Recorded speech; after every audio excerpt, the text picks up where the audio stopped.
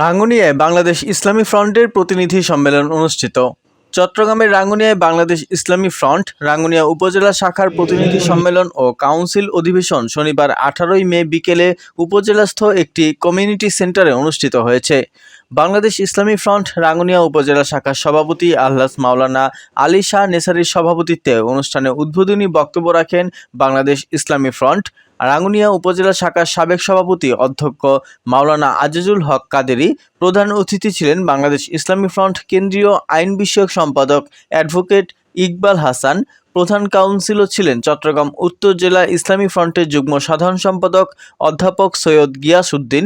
বিশেষ অতিথি ছিলেন চট্টগ্রাম উত্তর জেলা ইসলামী ফ্রন্টের দপ্তর সম্পাদক মাস্টার মোহাম্মদ ইসমাইল, রাঙ্গুনিয়া প্রবাসী কল্যাণ পরিষদের chairman Alhaj Khalilur Rahman, senior vice chairman Maulana Naser, অর্থ সম্পাদক সৈয়দ আবু বক্কর প্রমুখ।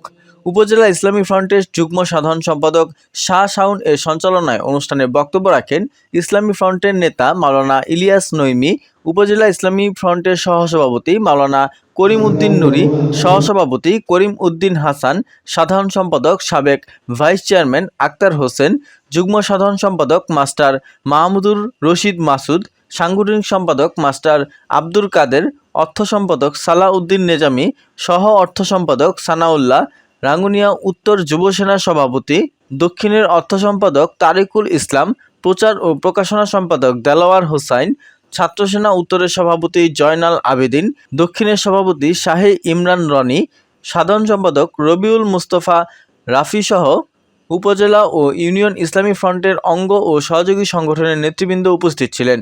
কাউন্সিল অধিবেশনে মাওলানা করিম উদ্দিন হাসানকে সভাপতি, মাস্টার মাহমুদুর রশিদ মাসুদকে সাধারণ সম্পাদক এবং মোহাম্মদ সানাউল্লাহকে সাংগঠনিক সম্পাদক নির্বাচিত করে কমিটি ঘোষণা করেন প্রধান কাউন্সিলর অধ্যাপক সৈয়দ গিয়াস উদ্দিন।